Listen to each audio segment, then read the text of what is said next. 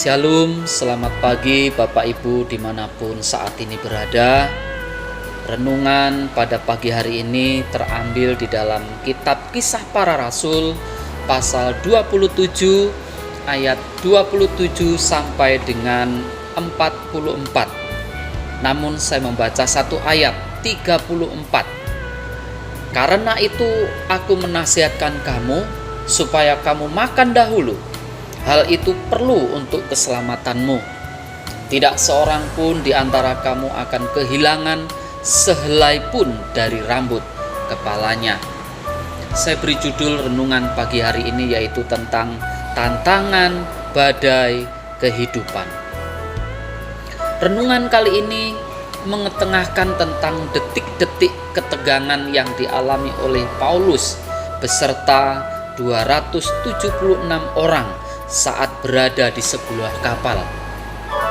Serangan badai yang bertubi-tubi membuat orang-orang yang berada di kapal menjadi panik. Situasi begitu mencekam. Matahari, bulan, dan bintang pun seolah takut menyembunyikan diri. Ancaman badai yang terus-menerus membuat mereka putus asa, putus harapan, karena merasa tidak akan selamat. Kondisi ini pasti menguras emosi dan tenaga.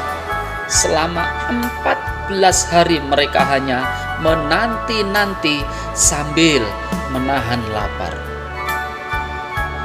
Dalam momen itulah Paulus muncul dan mengumandangkan kedaulatan dan kemahakuasaan Tuhan, bahwasanya apa yang mereka alami adalah seizinnya.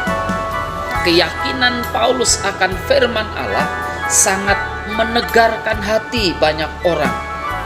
Ia menyuruh semua orang yang ada di kapal itu untuk makan, karena hal itu perlu untuk keselamatan mereka. Paulus tampil di saat situasi yang paling buruk dan paling terberat. Justru akhirnya memungkinkan Paulus menjadi seorang pemimpin dan mengabarkan berita Injil kepada orang-orang yang belum percaya. Seorang pemimpin bukanlah mereka yang punya jabatan di atas kapal, bukan yang menjadi nahkoda memegang kemudi, bukan juga lebih pintar dari yang lainnya.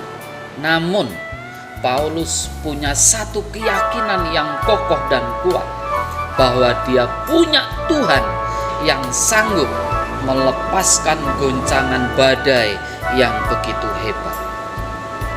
Saudara yang dikasihi Tuhan, dari pengalaman Paulus kita melihat kekuatan kuasa Tuhan yang luar biasa menyalurkan energi penenang saat kita menghadapi masalah. Ia mampu membuat kita tabah dalam mengatasi masalah di tengah situasi genting. Bukan hanya menolong diri sendiri, namun kuasa Tuhan juga mampu menguatkan orang lain. Goncangan dapat berupa masalah yang datang silih berganti atau berbagai macam kesulitan.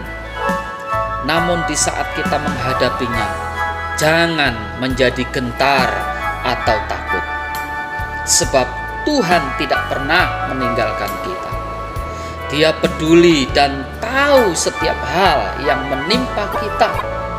Setiap tantangan atau masalah yang terjadi tidak akan pernah membuat kita terpuruk. Sebaliknya, malah akan semakin menguatkan iman kita di dalam Yesus Kristus Tuhan kita. Melalui setiap tantangan atau goncangan, Tuhan ingin melihat bagaimana kualitas iman percaya kita kepadanya. Jika Tuhan di pihak kita, maka tidak ada satupun yang dapat melawan dan mengalahkan kita. Tuhan akan senantiasa menjaga dan melindungi di setiap badai kehidupan menimpa kita. Ia akan memberikan pertolongan kepada setiap umatnya tepat pada waktunya. Amin.